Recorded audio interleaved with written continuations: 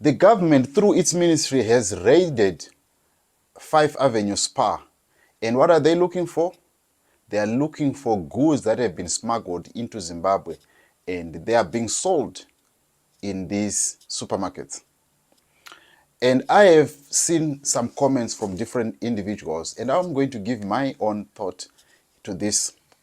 Many people have said that, look, you are going to lead Zimbabwe into food shortages, like what happened in 2008.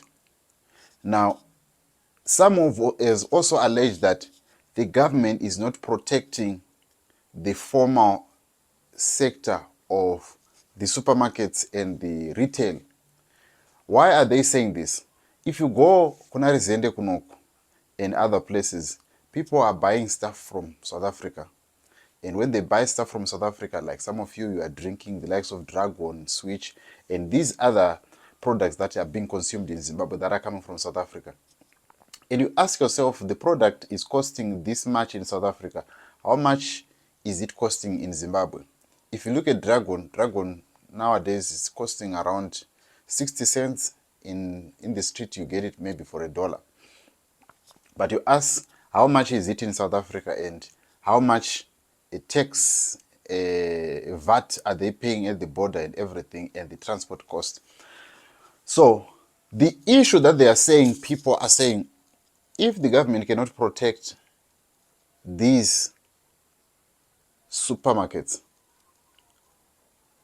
then they are going to close, and we are going to lead to massive unemployment.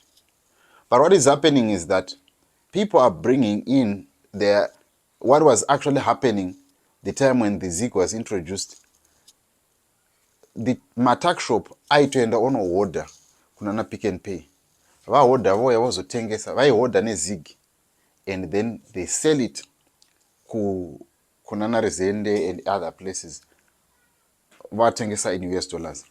So that means that the government is not protecting the supermarkets. That's why we've seen Food World is closed. That's why we've seen other Bola had a portion that was closed, and we are seeing also Pick and Pay leaving.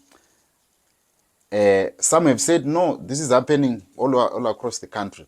But I think there is need to be telling each other the truth. Where is the economy going?